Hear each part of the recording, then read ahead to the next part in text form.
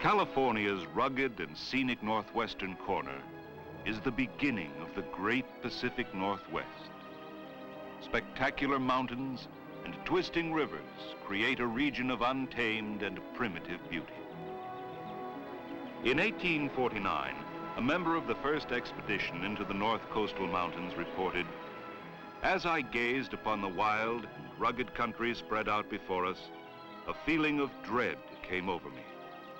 I could hardly refrain from giving expression to feelings of doubt as to the result of the expedition." But because of that expedition and others that followed, the area was gradually opened by roads that followed the path of the river. Even today, the Redwood Country remains much the same as it was years ago. It is more populated, but outside the small townships and on either side of the modern highways that serve the area, the course of nature is the law that governs much of the land, and the forests and waters. Wintry storms that sweep in from the Pacific and dump heavy rains on California's northwest sector create a forest condition that has spawned great stands of fir and redwood timber. It was the presence of timber in vast quantities that spurred the development of California's important lumber industry and opened the area to settlement.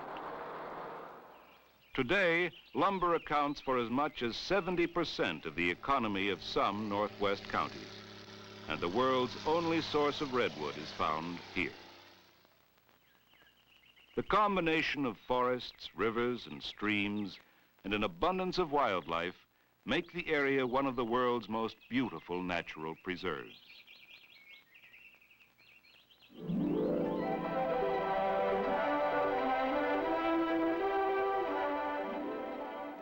The primal forests of Northern California, linked by a system of modern highways and freeways, attract millions of tourists and vacationers from all over the United States and abroad.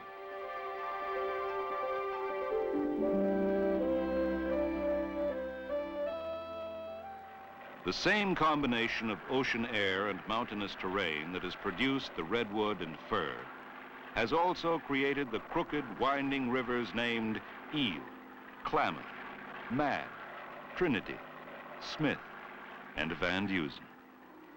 The near-constant veil of Pacific fog hangs wet and heavy in the river canyons, and the long, humid season of rain that soaks the valleys make Northwest California phenomenally fertile. Soft, green valleys make ideal grazing lands that rarely suffer from drought. But the abundance of rain and the constant threat of excessive rain, saturated slopes, and inadequate flood control facilities leave the coastal regions almost defenseless against quick and widespread flooding. In December of 1964, just at Christmas time, a continuous rainfall saturated the Coast Range and the Klamath Mountains. A similar rain condition had created record floods in 1955, and it was assumed by many that the 55 flood level represented the maximum danger from the Mad, the Klamath, the Smith, Eel, Trinity, and Van Dusen. But on December 19, 1964, just 6 days before Christmas, Californians heard this startling pronouncement from Governor Edmund G. Brown. I've been informed by the United States Weather Bureau that weather conditions developing over Northern California mean continuing heavy rains. All streams in the northern part of the state are rising.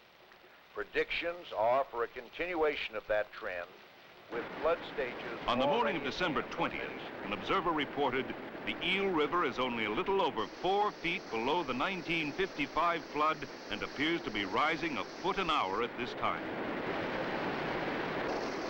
By 6 o'clock on the evening of December 20th, it became evident that all rivers north of the Eel would rise above original estimates based on river gauges. But many of the gauges were lost in the torrents of mud and debris that were sliding into the charging rivers. As residents began to evacuate threatened lowlands, an editorial in the Humboldt Standard said, "No greater force for destruction ever was assembled in Humboldt County in remembered or written history. And then California's Christmas floods of 1964 became headline news from coast to coast. Floodwaters continue spreading over southern Oregon and northern California, with many areas isolated from land transportation. Northern California rivers, swollen with record amounts of rain, are pouring across access routes, destroying bridges and inundating entire communities. Flood stages in most areas have already passed the 1955 flood level, and further disaster is threatened by the still rising waters. The city of Eureka and all of Humboldt County are completely cut off from highway travel in all directions. From those areas where communications have not been lost, come reports of serious damage to bridges and highways. The few flood control facilities in the northern river system have been unable to contain the fast rising waters, and up to 20 feet of current is flowing through spillways. Released waters joining the swift, powerful currents of angry rivers add greater velocity and destructive force to downstream currents. Collecting lumber and debris, the fast-moving waters batter a steel and concrete bridge over the American River near Auburn in the Sierra Nevada foothills. A large storage tank becomes a water-borne missile aimed at the low-lying bridge.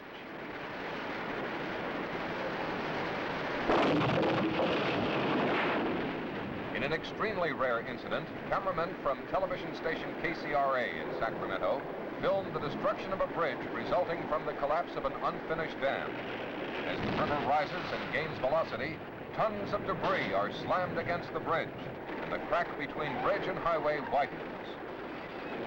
Constantly rising, the swift currents repeatedly ram the weakening structure, and the bridge begins to tremble. One last powerful assault, and another obstacle to the rampaging waters is eliminated.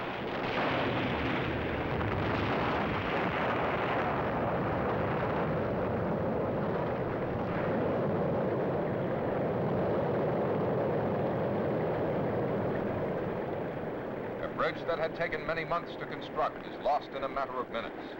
At Alton, where the Eel and Van Dusen rivers join, two young men abandon their car to the rising currents, and spectators watch helplessly as an abandoned dog floats downstream to certain death. Those who have not been trapped by the sea of floodwaters are evacuating by any means available. Over 5,000 persons in Oregon and California have fled their homes, and many more are threatened. It is not known whether lives have been lost, but some officials have expressed deep concern.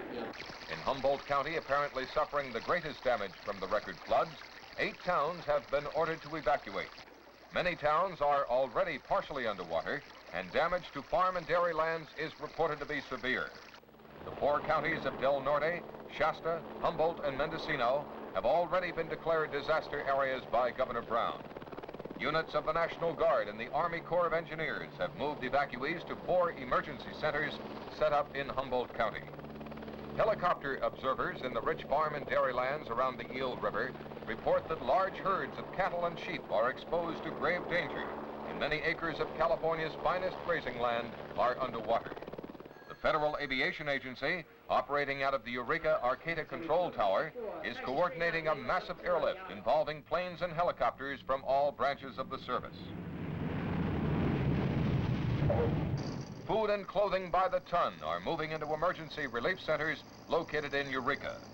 The American Red Cross and the Salvation Army are distributing relief commodities throughout the flood-stricken area. 8 Army helicopters, the first operational aircraft on the scene, have begun emergency flights of rescue and relief. 10 minutes after reaching Ronerville Airfield, the craft were airborne on a series of emergency missions. Flying under the most adverse weather conditions, Army pilots are fighting their way through snow, rain, and fog to reach isolated families. With communications gone, the choppers are making reconnaissance flights over the disaster area. In addition to food and clothing, 4 doctors have joined the airlift to assess medical needs. To reach most of these flood-isolated areas, Army pilots, who are being joined by Navy, Marine, Coast Guard, and Air Force units, have flown through fog-covered canyons and rain-soaked air. Racing up from the naval base at Long Beach is the aircraft carrier Bennington. Planes loaded with supplies of medicines, blankets, and foods are launched at sea, and plans are to base the huge carrier off Humboldt Bar, where it will be used as a service and medical center. To those who have evacuated homes, now floating down the flooded and still rising rivers, rescue from the air could be the only means of survival. But for an estimated several thousand head of cattle, there will be no survival. A little reported factor in the northern flood situation is the unusually high tides that prevent normal drainage of the flooded rivers. The high tides followed a full moon in a near exact line with the sun and earth, a situation which a few days ago... In Sacramento, the State Division of Highways was making an effort to assess damages and coordinate emergency repair. With telephone lines down, highways washed out, bridges smashed, and rails demolished, communications were all but impossible. And yet, the survival of the area would depend on reopening highway transportation. Emergency traffic Rio Del to Fortuna. Open Fortuna to south of Warwick. Because there was no other way, the Division of Highways was dependent on reports by radio telephone from division engineers who hiked in over mountains through rain and mud to relay information on highway and bridge conditions. Bridge. I'm afraid we lost another one. The whole midsection of this bridge is gone. It looks like about 150 feet. Even in areas far removed from swollen river currents, the heavy rains had caused massive earth slides. Because rail service to the stricken area had been knocked out, the reopening of highway routes was a priority objective. But as the extent of damages became known, it was evident that a complete rebuilding of the highway system would be a matter of several years. California had suffered its greatest highway disaster.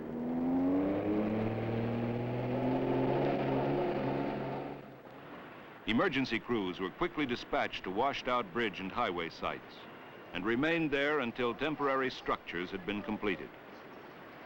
The Bailey Bridge, a creation of the emergencies of war, became a lifeline to communities made inaccessible by the raging waters. The need for highways was never more pointedly demonstrated. Restoration of highway facilities was begun on a crash basis as soon as the waters subsided. Every highway in the flood area suffered major damages. Where roads followed the riverbed, the torrential flows cut away the base of canyon slopes, brought slides of mud cascading into the rivers, taking the road with it. Logs and debris that had battered scores of bridges into submission were washed out to sea, to return with the tide. The loss of lumber and the costs of reclaiming lumber and logs would cost many millions of dollars. And that which could not be reclaimed had to be piled up and burned.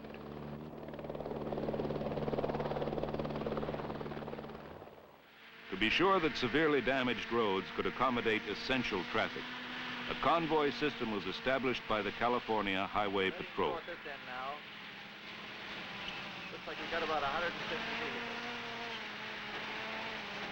The convoy, while allowing badly needed food, fuel, and medicines to get through, also permitted construction work to proceed between convoy hours.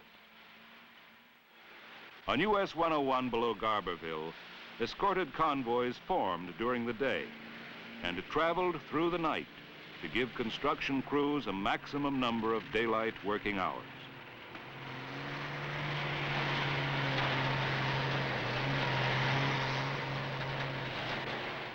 When the rain had finally stopped and the sun burned through the heavy layers of fog, it revealed a sea of mud and silt where farms and villages had been.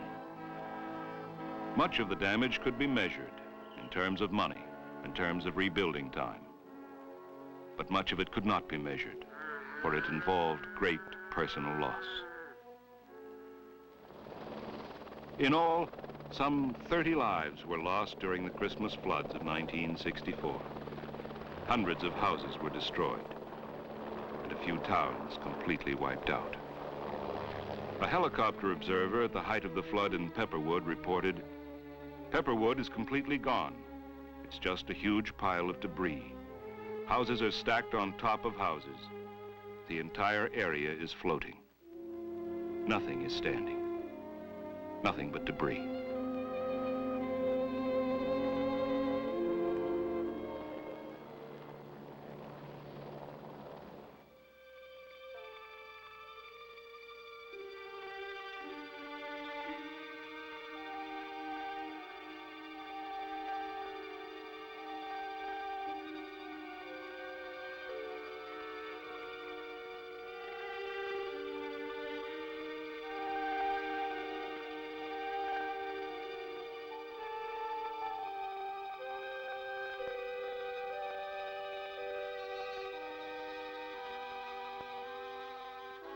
When the Eel River reached its peak in Pepperwood, the downtown area was under 35 feet of water.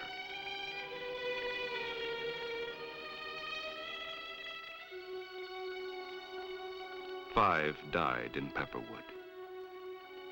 A survivor said, "I came here in the 30s and helped put Pepperwood on the map, but I'm not going to do it again." It was just 3 days before Christmas Eve when Phillipsville was ordered to evacuate.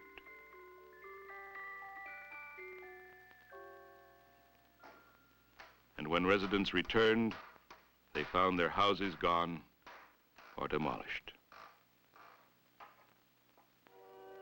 In the rich bottomlands of Ferndale, the entire county road system was destroyed. Homes were lost and hundreds of head of cattle perished. In the town of Wiyot by the Eel River, at least 54 buildings were destroyed by 35 feet of floodwaters that raced down the main street. The town of Klamath, a world-famous salmon and steelhead fishing community, is gone. The mighty force of the swollen Klamath River swept through the summer home community of Klamath Glen, flattening everything in its path. 400 feet of Klamath's Douglas Memorial Bridge, a vital link of Highway 101 that could not be detoured, were destroyed. Near State Route 96, Bluff Creek left its bed, found new strength in its great volume of water, and smashed a gaping hole through the highway. Among the 18 state bridges lost to the record floods of 1964 was the beautiful, award-winning suspension bridge at Orleans on the Klamath. It was called Little Golden Gate. The Orleans community is split by the Klamath, and when the bridge collapsed, the only link to limited supplies was by motorboat. Almost every kind of bridge ever designed was smashed by the irresistible force of high water and debris. Through truss, deck truss, simple girder, suspension, pile causeway, and concrete arch bridges, all were destroyed. No design could withstand the powerful force. Altogether, 7 bridges were lost on the Redwood Highway. All were important. South of Scotia on the Eel River, the old bridge outlived the new. The 4-year-old Richard Fleischer span was swept cleanly away. Near Dyerville at the South Fork of the Eel, the old bridge gave way and the new one held. In addition to the 18 state bridges destroyed, 104 county bridges yielded to the most destructive floods ever recorded in California. The bridge pier at Martin's Ferry rises 95 feet above normal water line, but flood debris was left on its top. The Klamath's crest in the narrow gorge is estimated to have reached 115 feet. Canyon walls along the banks of the Eel, the Klamath, the Smith, the Trinity, and Van Dusen are often high and steep. And when the base of the slope had been washed out, there was no place to go but down the river. And when the banks went, the roads disappeared in the swirling waters. Slides and slip-outs removed whole sections of road over the entire north coastal area. Transportation problems for the stricken area were further compounded by severe damage to some 100 miles of northwestern Pacific rail lines. Between 20 and 30 miles of rails were washed down the Eel River. The remainder of the area's only rail line, considered an engineering masterpiece when constructed, was wrecked and out of service for an estimated 6 months. The great logging industry, essential to the dynamic growth of the entire state, would now depend on quickly restored highways to move their products to market.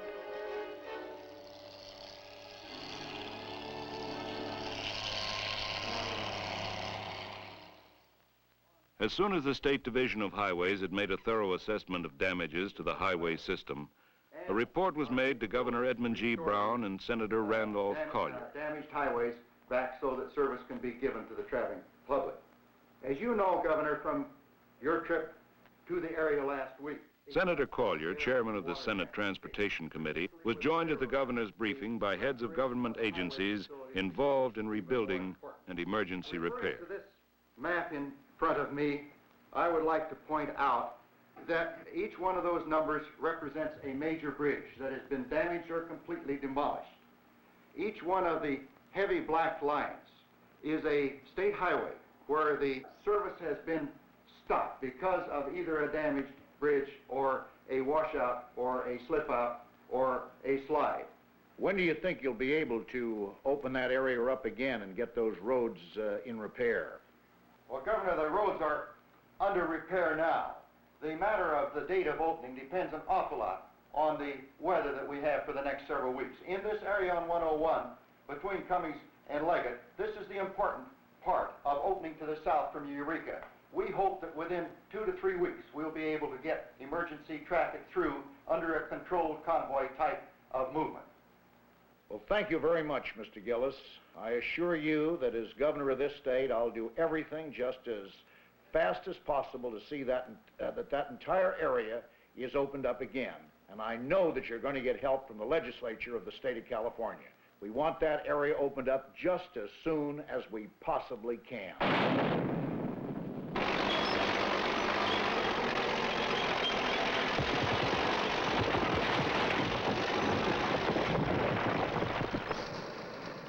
Earlier in 1964, the North Coastal counties had proudly dedicated new freeways and new bridges.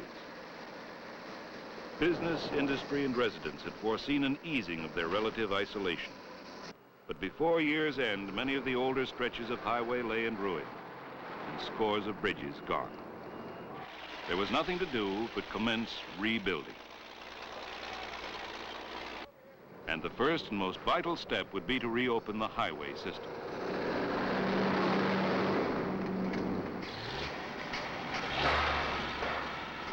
Temporary repairs had allowed the necessities of food, clothing, and medicine to reach flood victims.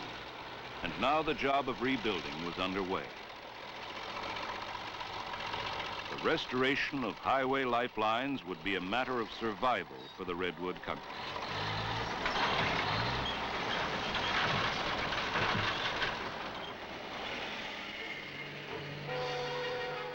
Rebuilt highways would activate economic forces and open the area's great scenic attractions to vacationers from all over California and the United States.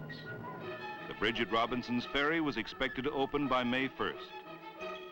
The North Scotia Bridge at Rio Dell was temporarily spanned, but permanent rebuilding would allow nearly 3 million crossings before the year was out. Over hundreds of miles of washed-out roadway, reconstruction was the order of the day. The sounds of rebuilding were heard at Klamath Glen and echoed throughout the deep river canyons of the Redwood Country.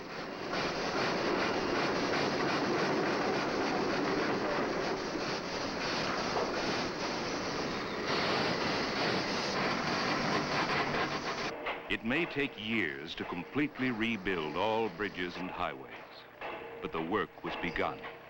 And highway engineers promised that the area would be ready for the 1965 vacation season, expected to top the 5 million tourists of 1964.